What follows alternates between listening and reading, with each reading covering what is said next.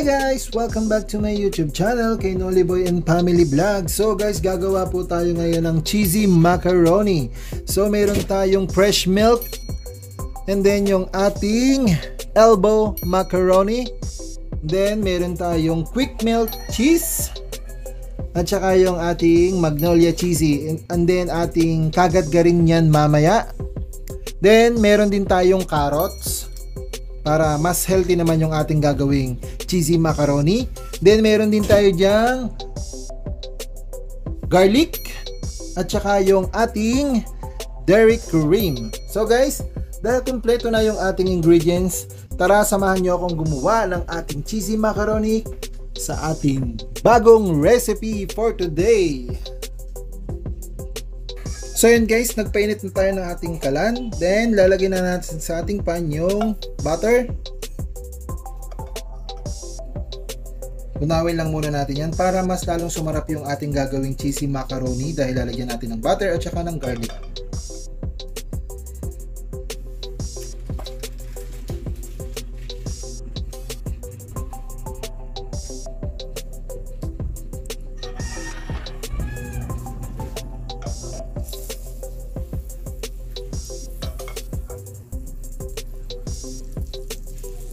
Dahil medyo natutunaw na yung ating butter, lalagyan na natin yung ating garlic.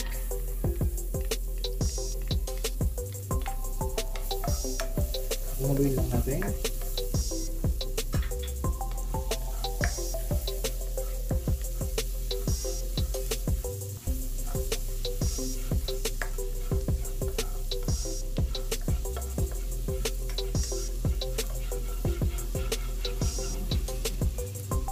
Ayan, pag medyo golden brown na, ilalagay na natin yung ating 1 liter na fresh milk. Guys, lalagay na natin yung ating milk.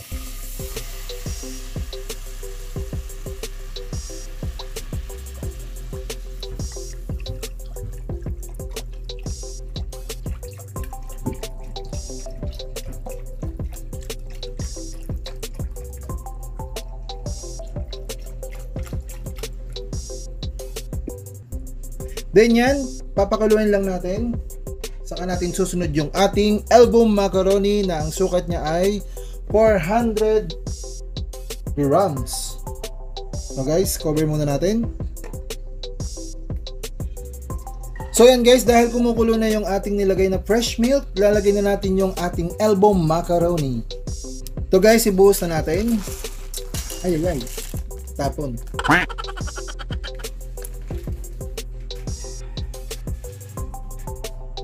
Tapos haluin lang natin siya.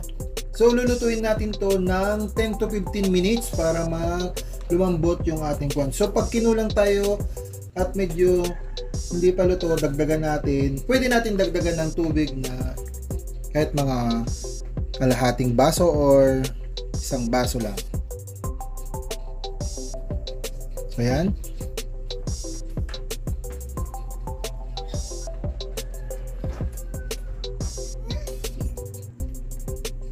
Habang pinapakulo natin yan at niluluto natin yung ating elbow macaroni, prepare naman tayo do sa ating cheese. So guys, atin munang kagid-garin yung ating cheese. So ganito lang yung gagawin ko kasi wala tayong pang slice na malaki.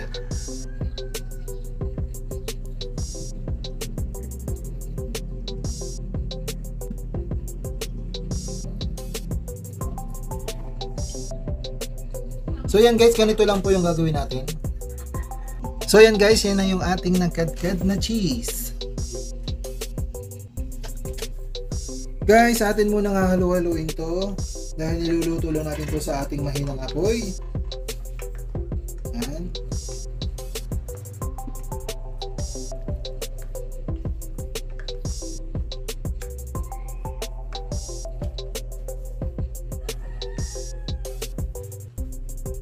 Guys, lalagyan natin ng paminta.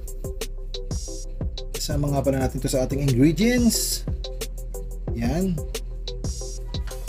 Tapos syempre lalagyan na rin natin ng asin para lumasa yung ating gagawing cheesy macaroni. Then Haluin lang natin.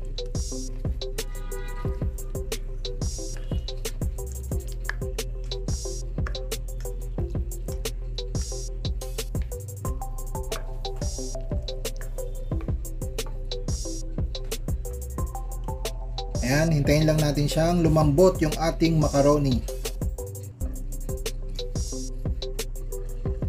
So yan guys, malapit na pong maluto yung ating elbow macaroni. Munti na lang at ating ilalagay na yung ating mga cheese.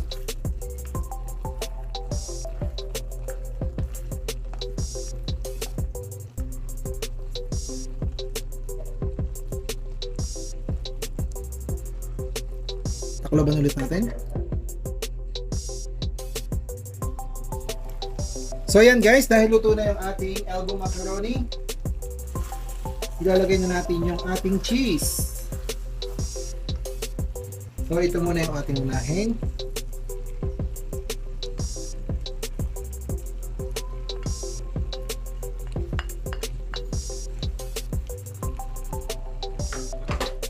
Then haluin lang natin.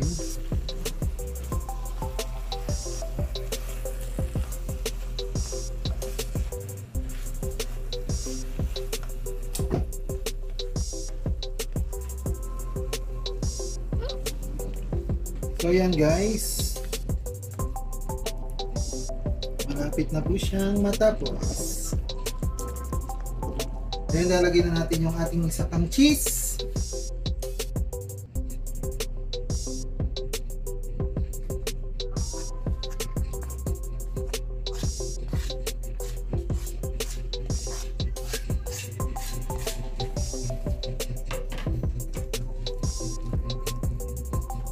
Yan. Puro na to cheese.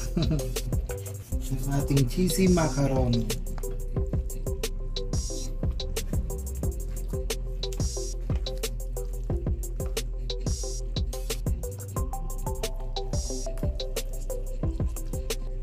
Sunod guys, lalagay na natin yung ating carrots para mas healthy naman yung ating cheesy macaroni.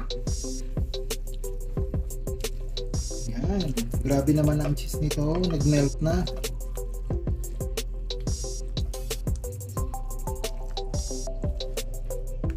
Habang na po yung aking bunso. Nasa darang-dara.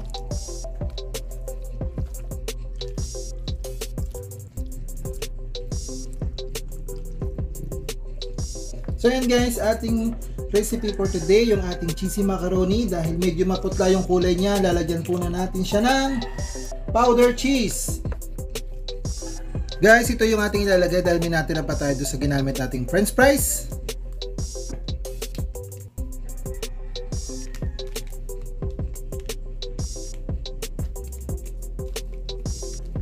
Yan. Then imimix natin. Yan na po yung ating cheesy macaroni. Na grabe naman yung cheese. Sobrang dami.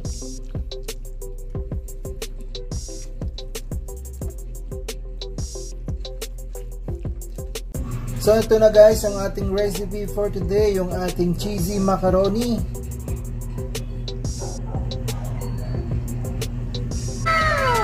Ayan.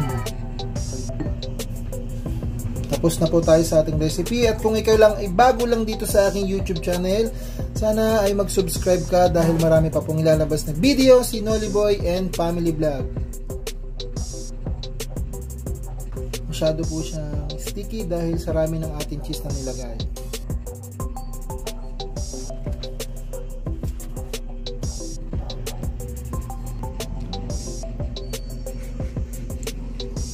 So yun na po guys, hanggang dito na lang po yung ating video, ang ating recipe for today, yung cheesy macaroni.